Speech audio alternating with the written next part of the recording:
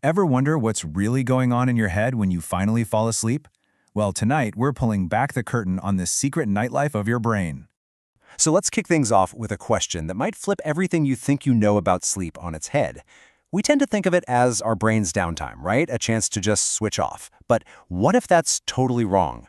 What if sleep is actually when your brain is busy leveling up? And that idea is our first big stop. We really need to rethink what's happening after we close our eyes.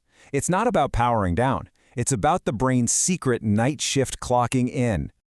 It turns out, the latest neuroscience is showing us something absolutely wild. Your brain isn't just passively replaying your day. Nope. It's actively building a virtual reality, kind of like a sandbox where it can mess around with memories, connect dots you didn't see, and build a stronger, smarter model of the world. It's not shutting down at all. It's organizing. Okay, so how does the brain actually pull this off? I mean, it can't just be random noise, right? Well, scientists have some pretty fascinating new theories about the specific ways we learn while we're off on our nightly adventures. We're going to look at three big ideas. We'll start with a foundational theory that's been around for a bit, called predictive processing. And then we're going to dive into two really cutting-edge concepts that are totally changing the game: adversarial and contrastive dreaming. So let's start with the baseline theory. It's called predictive processing. The basic idea here is that your brain is a prediction machine. All day, every day, it's building an internal model of reality and then trying to guess what's going to happen next. When reality doesn't quite match up with the prediction, bam, that's a prediction error. And that's exactly where learning happens. It's like your brain is constantly asking itself, hey, did I get that right? Okay, now this is where it gets really cool and a little bit sci-fi. Adversarial dreaming. This theory suggests that while you sleep, your brain is literally playing a game with itself. The analogy they use is perfect. Think of a student trying to fake their parents' handwriting. One part of your brain, the generator, is like the student, just cooking up these wild, brand new dream scenarios. And then another part, the discriminator, is like the teacher, trying to spot the fake. And this game, which happens mostly during that deep REM sleep, is incredibly useful. By mashing up old memories into new, sometimes bizarre combinations, the brain actually gets better at telling what's real and what's not. And this doesn't just make our memories stronger, it organizes them into bigger ideas, what scientists call semantic understanding. It's how your brain goes from knowing facts to understanding what they actually mean. So if adversarial dreaming is the brain's wild creative phase, you can think of our next theory, contrastive dreaming, as the refinement phase. This is where the brain takes a single memory and just tinkers with it. It replays it, but with slight changes. It augments it. The best way to think about it is like an artist sketching a vase. They don't just draw it once. They draw it from different angles with different shadows to really truly get what makes it a vase. And this process, which mostly happens in that deep, dreamless, non-REM sleep, is all about building a stable, rock-solid understanding of the world. By slightly distorting or rotating a memory and comparing it to the original, the brain figures out the essential, core features of a concept. This is how we build a reliable mental model of the world that doesn't get confused by tiny little changes. Okay, so we've established that our brain is basically this incredible learning machine that just runs on its own every single night, which of course leads to a really big question.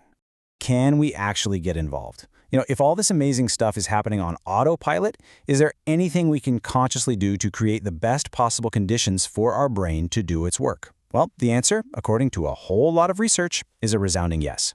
So let's dive into two really powerful science-backed techniques you can actually try yourself to consciously prep your mind and body for this deep state of learning and rest.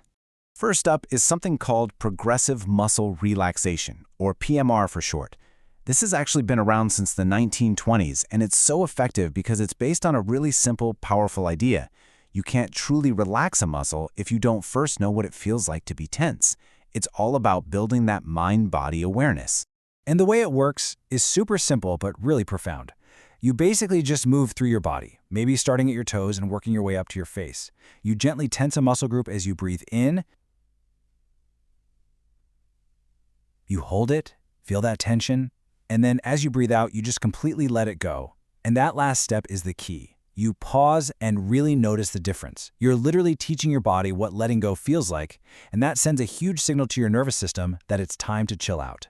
All right, our second technique is Yoga Nidra, which literally translates to yogic sleep. But here's the thing, it's not really sleep, and it's not really meditation in the way you might think either. It's this unique state of conscious rest. A guide leads you into this fascinating in-between place, that threshold between being fully awake and fully asleep, where your body gets to deeply restore itself, but your mind stays quietly aware. And don't be fooled, this isn't just about lying there and hoping for the best. Yoga Nidra is a very specific, structured practice. You're guided through these distinct stages, from setting an intention, called a sankalpa, to doing a detailed body scan, to focusing on your breath, and even exploring opposite sensations like heavy and light. Each step is carefully designed to quiet that chattering mind and let you access these much deeper layers of consciousness. And if you're wondering if this stuff actually works, get this. The science behind it is just incredible. In one famous study, a yogi named Swami Rama was able to consciously put himself into the deepest state of dreamless sleep, a state that scientists could verify on an EEG by watching his brain produce delta waves. I mean, think about that. That's just incredible proof that these practices are more than just relaxation. They're tools for navigating the very architecture of consciousness itself. All right, so let's tie all of this together now. We've gone from the brain's automatic, complex dream games all the way to things we can consciously practice.